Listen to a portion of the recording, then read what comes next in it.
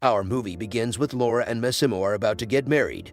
But before that, of course, they should have a few cuddles. The couple is more in love than ever. Here we see Laura's best friend, Olga, who these days has gone to live with the lovebirds for her wedding. She finds them in tremendous fornication, so she reprimands them both by telling Massimo that she shouldn't see her girlfriend.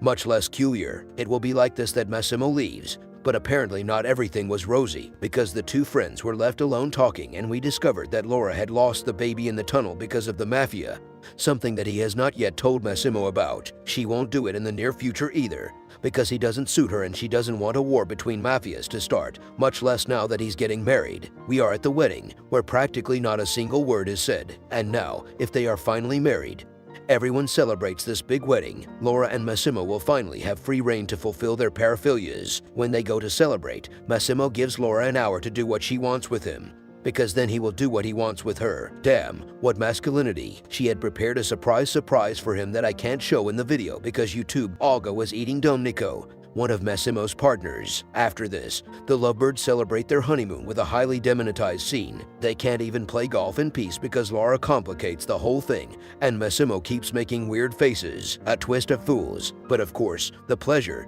the fun, the honeymoon had to end because Massimo had to go back to work, and when they got home they found Olga and Domenico in full action. Massimo takes the opportunity to tell Laura that he has prepared a trip for her and her friend so that they can relax while he does her business, but she responds annoyed saying, "Do you think I'm a piece of furniture with which you can do anything?" They have a little fight. After this, both friends go to dinner where Olga tells Laura that Massimo is trying hard for her and that he should only do what he wants to please him, that he doesn't throw tantrums and behaves like her. At night, Laura goes to see Massimo, because we all know that the good thing about a fight is always reconciliation. How rich, of course. And before going back to the routine, they have a fucking night. But the next morning, Massimo must get back to business. Laura goes to see her friend to start the trip, but she was making food for Domenico, and after waiting an hour for her, now yes, they can finally start the trip taking the family Ferrari, starting with the ride. Both arrive at the beach, where they talk about their lives, how they met skating and began their great friendship.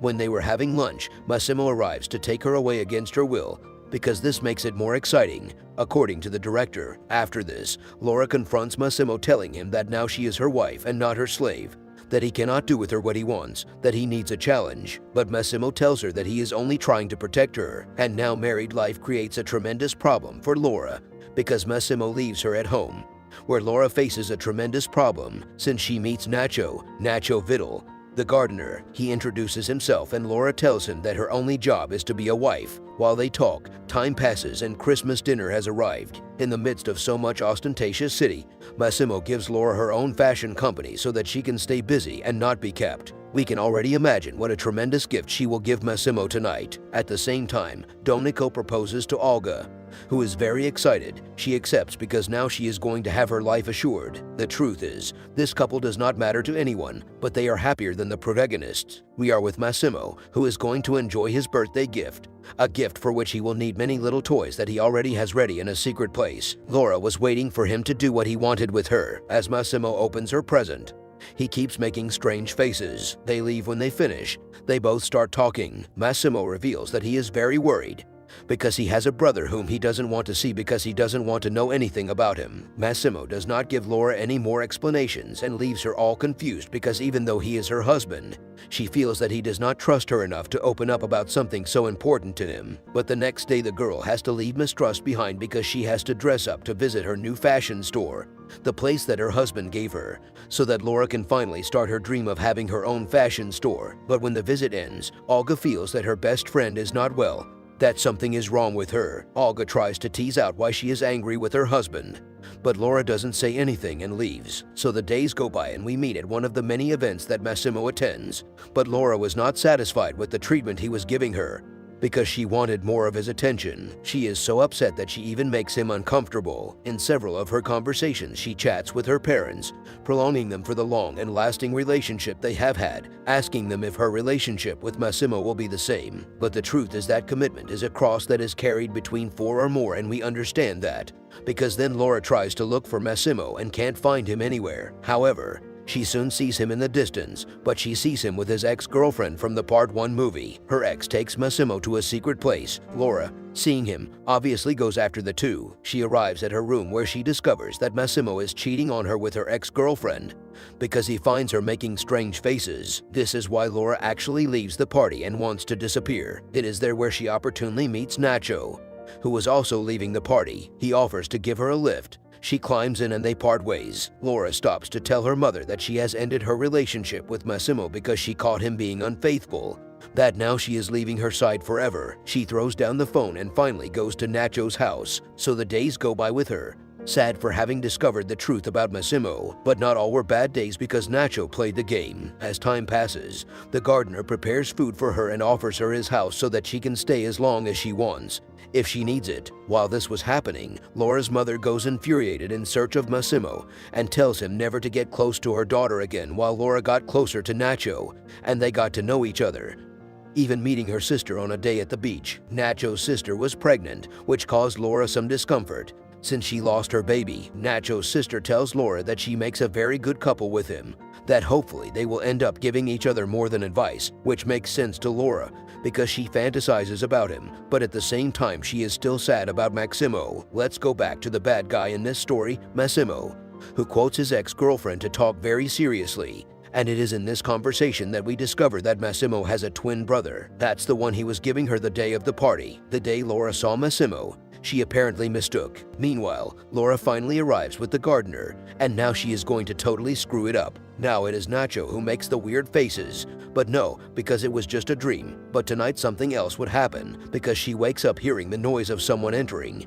But Nacho appears to save her, leaving Nacho unconscious and saving her. He gives her a few hugs so that she can feel her tremendous pectorals. The next day, after what happened, Nacho decides to take her for a ride to relax a little, where they both become closer, go to the beach, talk, everything is fine. But the one who was not well was Massimo. Well, he tries to find Laura to explain everything that has happened and that the one who was supporting his ex was his twin brother, who by the way has no scruples, because he kills anyone to continue his path. This, of course, along with Massimo's ex-girlfriend, a burned-out woman who has returned to collect her debts. While this was happening, Laura was talking to Nacho's sister about things that are not important. It is there that Laura sees Nacho in the distance, talking to a suspicious man as if he were a mobster. She also sees him super angry. It is there that Laura begins to suspect her new friend, because she feels that he is hiding something from her, since we must also remember that the standard of living that she has is not for a gardener. Despite this, Nacho is so fucked and so tattooed that Laura finishes succumbing to his feet. They end up hooking out on the beach. But things would get more gloomy when he tells Laura that they will have to go to a family reunion, revealing that Massimo will be present. Laura, learning of all this, obviously asks for an explanation of who he really is. Nacho reveals that he is the son of a mobster who is at war with Massimo. For this reason, he infiltrated Massimo's mansion as a gardener, with a purpose that he cannot reveal to him yet because it is something very important for the Sicilian mafia. Laura obviously gets pissed off and tells him that she can't trust him anymore, telling him that she thought his relationship was real. Nacho tells her that his real name is Marcelo, that his life is complicated because he is the son of a mobster, since he has been put into this world without him deciding. After this, Laura demands that he take her to the meeting where Massimo would be. When they arrived at the mansion, 2 bodyguards were waiting for Laura to take her away. They tell Nacho that Don Matteo, the boss of this mafia family, has asked them to take care of her. So, well, Laura is taken by them. Meanwhile, at the meeting, Don Mario told Massimo that he has expanded a lot with his business, that he should stop because the families are not happy. He tells him that they already gave him a warning, that it was his wife's accident that happened in the tunnel, but Massimo has ignored it. Don Matteo proposes that his twin brother take charge of his entire empire, but he flatly refuses. He arrived because of him. They killed his father. However, Don Matteo reveals that he has his wife, Laura. Nacho arrives there to tell him that his wife is fine because she has left her with the bodyguards. But Don Mario says that he has not brought a bodyguard there. That is why the two come together to look for her while she was taken with Massimo's twin brother, realizing that he was not her husband. The evil ex-girlfriend also appears there, but Nacho and Massimo have arrived to save her. There are 2 points and Massimo's evil counterpart points. Massimo's brother tells to Massimo that what a pity his son was not born because of the accident, and they will never know if he was going to look like him or her. So Laura tries to break free and runs away, but the evil ex-girlfriend shoots her. So Nacho sends her to heaven and Massimo shoots his twin. The film ends with Massimo helping Laura. This is how this story ends. We hope that you enjoy your time and have a good day.